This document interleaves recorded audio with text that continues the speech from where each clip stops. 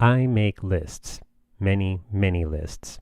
I make lists of what I did wrong yesterday, and I make lists of what I hope to do right today. I write things on my list that I should do this week. I write things on my list that I should do over the next year. I write things on my list that I think may eventually make me happy. I sometimes even write, make new long-term goals list on my short-term goals list if I feel like my long-term goals list isn't as well thought out as my short-term goals list. Usually when I start a new list, it is with the intention of making all the things I want to get done on that list less intimidating. I sometimes put things on my list that I know will be really easy to do so that when I cross them off, I will feel a sense of accomplishment. I frequently write my list in bed at night with the idea of, well, today was crappy because I didn't do enough things on my list, but tomorrow will be much, much better as long as I really get down and do all the things on my list.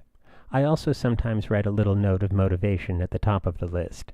Sometimes I write it like a bunch of cheerleaders going, you can do it, rah, rah, rah. And sometimes like my asshole third grade teacher saying, you have to get these things done. No messing around.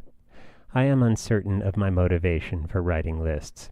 There's the logical reason that I simply want to get myself clear about what I want to get done, but I also sometimes wonder if I'm just trying to create the illusion that I must be accomplishing something.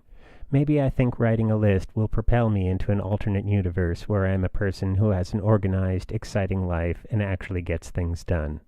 It's hard not to notice, though, that if I put something as simple as clean kitchen on my list, I will frequently sit and look at my list for a while, and even if the kitchen only looks like this, I will somehow convince myself that it looks like this. But the thing I've been noticing the most is that it doesn't seem to matter if I did everything on my list or nothing on my list. I always go to sleep feeling like I didn't get enough done, and tomorrow I should make sure I make a much, much better list.